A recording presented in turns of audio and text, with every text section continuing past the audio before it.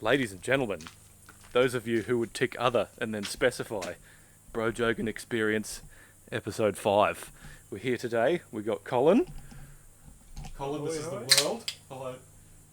Hey world. Good. We are putting an laser finding IQ sight on his Mission Riot. So it's going to be fun. We're going to do that, and we're going to put a new peep sight on because he was running a tube sight, but it was moving up and down and it wasn't installed in the best of ways. So yes, we're going to get that all sorted out, make it an absolute laser beam.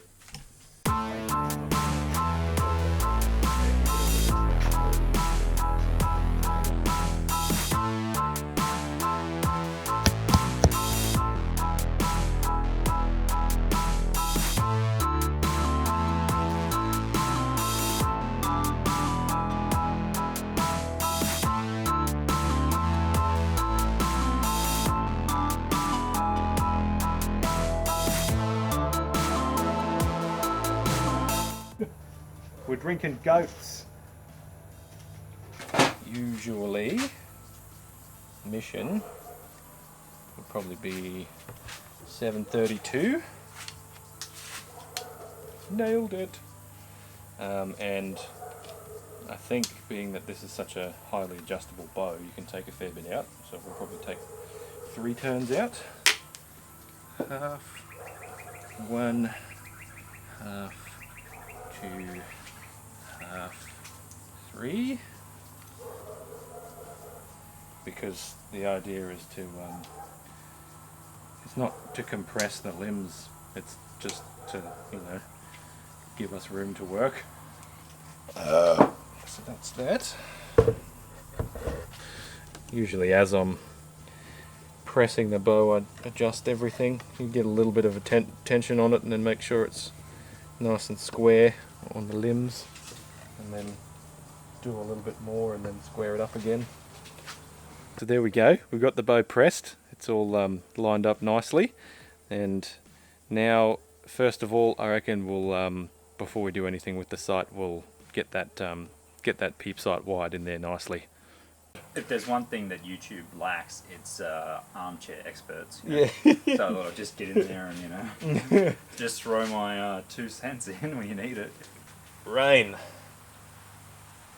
Filthy. So humid right now.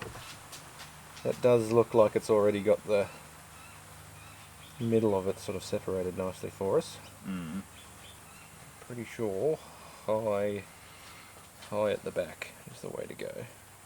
It's always a good idea to not cut anything off your bow if you don't have to, but these are kind of in the way, so. That's why I bought 2 of those eyelets. Yep. Did you ever notice if there's something in of super importance, it's like, you should get 2 of them. Mm-hmm. Were you happy with the height? Yeah. Let's take a little bit of tension off so it holds it there. Now, try and undo these bad boys. Go for the old minimum cutting approach. Razor blades and bowstrings, 2 good things to keep apart.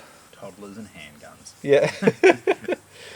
There's about 1 million different ways of tying a peep in, but the way that I've found works is sort of do it in 2 stages. Mm-hmm. I like to tie the peep itself in, Mm-hmm. just with some basic knots over and around the peep, Mm-hmm. and then once you've got it situated where you want it nicely, you can you do like a wrap from the top with like maybe between 5 and 7 tightening cinches over it, and then you wrap it around one side and then do a couple of hitches over each side of it and wrap it down the opposite side, and then do like 7 more on the bottom. Mm-hmm. And then it just never wants to move up or down.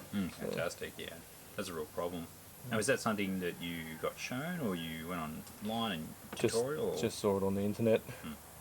I figured if it was good enough for Levi Morgan, probably good enough for Uncle Hodge. Today's episode brought to you by Goat, the most refreshing beer. They don't pay us to say that, but they should. For the cool, refreshing taste, drink Goat. Oh, you're back. I've been putting filler in. Bit of product placement. That's how you get the endorsements flowing. That is really the only reason why anyone should do YouTube, to get free stuff. Whew. I think your bow press is about as stable as a Greek economy. Yeah. 10,000 angry emails and comments from Greek nationals Yeah. now. I actually don't have that many Greek viewers. I've looked in my my analytics, and it's mostly, when it comes to the archery stuff, it's pretty much everyone's from the US. Alright, so just to double check height, what we'll do now, take it out of the press, put an arrow on the old mission, and aim it at the target that I've got here. Do you want me to fire it or just aim it? No, you can. If you think you can safely let it down, you can safely let it down. Oh, don't worry, I've been letting people down my whole life. So as long as that sits on your face nicely and you're happy with the peep height, you can either move it up or down or whatever. But yeah. Yeah, I'd say that height's actually pretty good. The obviously we rotated and stuff like that, but overall, you know, that's where I'd anchor from. Is it? Oh, yep. So it's kind of backwards. Yeah. We'll just put a twist in the string. You know, I just heard a man in North Carolina had a cardboard box dumped off at his house, and so he took him to the animal shelter, and they're like, buddy, they're bear cubs, not dogs. Yeah. And I'm These dogs eat too much. Get rid of them. including the other dogs. I don't know if you know, there's a no-kill policy shelter, and those bears have already eaten like 7 of the Shar-Pei. No, it was, I would, that'd be the happiest day of my life. I'd be keeping those bears. I don't know. Seems like it would be a very difficult thing to manage. Well, if Winnie the Pooh's taught me anything, I think they're some of the best quality pliers China can make. Yep. Forged in the fires of Mount Zhongshan. I think the problem, if you had a camera on you the whole time, you'd forget it's there, like those reality TV people. Yeah. And then after a while, you'd be like, you know what race of people I really can't stand? And everyone's like, dude, what are you doing? Goddamn Eskimos. Yeah. And the Dutch. Those damn Dutch. And goes the Greek viewership and the Dutch viewership. Yeah. And the Eskimo viewership. Yeah. We're not woke enough. One Eskimo bow hunter is like, F this guy. Yeah. I think we're pretty safe from them. They're a fair way off. I don't know. We're probably some of the furthest living organisms away from the Eskimos in the universe. Mm-hmm. If you think about it. If there is no life out there. Can we swear on your channel? I just bleep it out. Oh, fantastic, yeah. Probably the most racist episode of any of my shows to date. With guests? Yeah. Cool. We can edit that out. Yeah, super edit that. Yeah. Flame goes up, bowstring goes down. Neat. Had a few people be like, you don't need to wax your bowstrings, and I'm like, yeah, but why wouldn't you? Yeah, why would you make your bowstring more water repellent? You Yeah. don't have to do a lot of things. It's like, Sticks all the little frayed bits down too. yeah, I know, it makes it much tidier. Look at that. Yeah, it looks very nice. So, peep sight installed, looking good.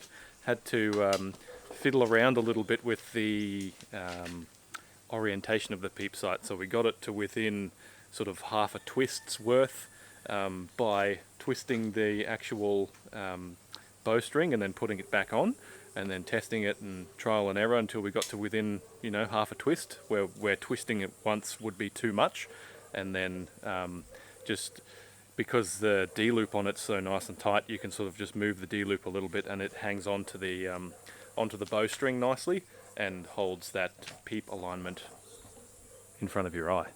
So we're going to go and do some shooting. So I figured, seeing as Colin's using a economy bow, I'm going to use my economy bow instead of my Matthews. This is the Bear Approach HC, which you would have seen in some of my other videos, and it's very nice little bow. So I'm going to take it out and stretch its legs today. I borrowed my neighbour's sheep to mow the dog yard so that I don't have to do it. Well, we picked a completely feral day to come down and shoot. It looks like we're about to get rained on, so we're going to try and do this as quick as we can. We're at, what are we at, 20 yards? 19-ish metres, 20 yards, whatever, pick your poison. And we're going to sight in the old IQ sight. Alright, to use the range, I turned it on, draw back, take a sight picture, then press. It's really having a hard time with that black plastic. Hang on, what's the tree say? 32. Okay, yeah, it can range the tree, just seems like reflective plastics it doesn't like. Yeah, well, even my little SIG doesn't like that, and I'm sure your rangefinder's probably not fond of it either. Okay, I'll go dead center with the first pin. Okay. Off to the left a bit, but not too bad. Let's give it a couple more and see where it groups. And so I think as long as I'm not trying to hunt anything reflective, I'll be fine. Yeah. No hunting ravers. Yeah. Well, the group's good so far, if you can call 2 arrows a group. I'm inclined to take liberties like that. I think the collective name for 2 arrows is a pair. A pair, yeah. Alright. Let's go and have a look. We are. Not bad for a warm-up group at the old, pretty much a Vegas range, I guess. 19 metres. Why are my groups always bigger than my... I think we should do a Vegas shoot one of these days. We'll do maybe like 5 rounds of Vegas targets, and then whoever wins the end gets to ask the other an idiotic question, or has to chug a beer, or both.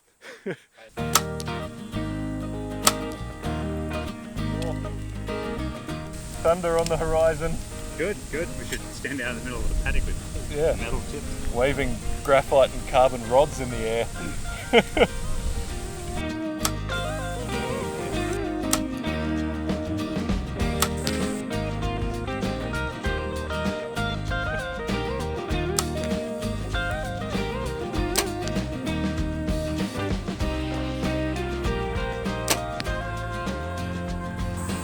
Probably the cool, refreshing taste of goat beer. Get that special kind of drunk. Arsey kind of drunk.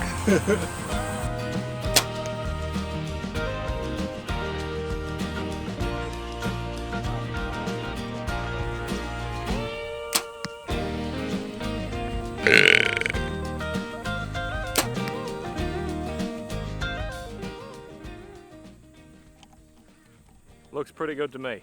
If you ever have to like show the goods in front of like a live audience, in front of people, they're going to be like, "What's up with you?" Yeah. Well, I actually had a skeptical viewer the other day. Yep. If you're watching this, g'day, mate. And he was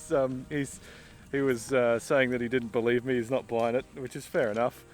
But because he'd been hunting for like 20 years or something and didn't think it was possible to make a 100-yard shot on a target that small.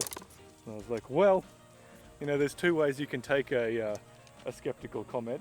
A, you can get upset that no one's believing you, or you can just take the win and say that you're unbelievably good at archery. So that's what I'm going to go with. I think we're about to get hit by lightning, so we might shut the shooting part of this show down.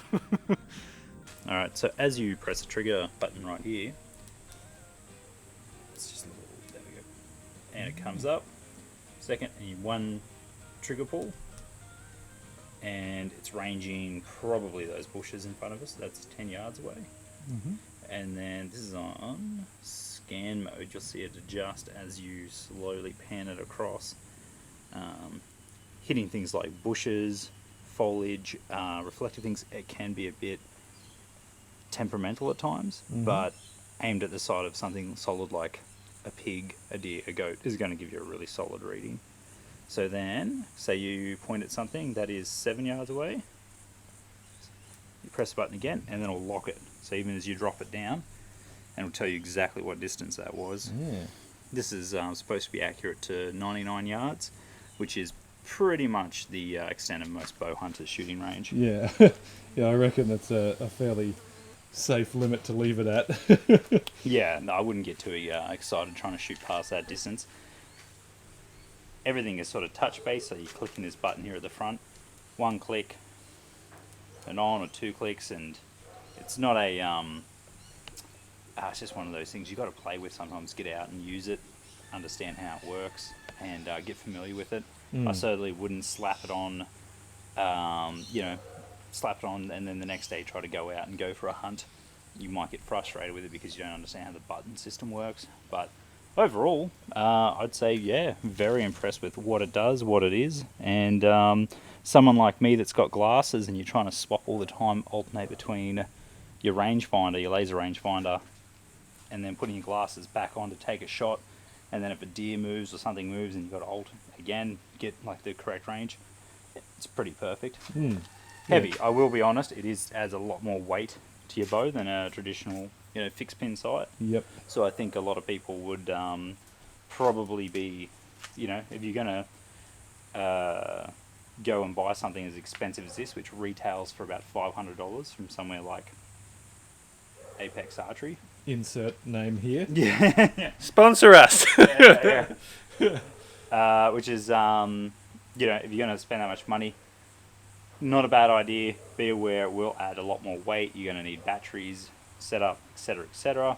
If you've got a mate with one, feel free to use his first and then make a decision before you lay down $500 on a sight system. But So that's an interesting option. Seems kind of expensive, but if you go for the IQ before you go for a rangefinder and a sight, it's actually not that bad, because my rangefinder was on special for about $400 and I love it, and my my HHA optimizer light was just under $200. So when you think about it, the IQ is cheaper than the combination, and it does it does what it does. So yeah, if you don't already have a rangefinder for whatever other shooting sports you do, and you only do archery, maybe that's the best option. Who knows? Well, I reckon that'll do us for today. So if you enjoyed the video, gently smash that like button. Think about subscribing, or don't, whatever. Bye.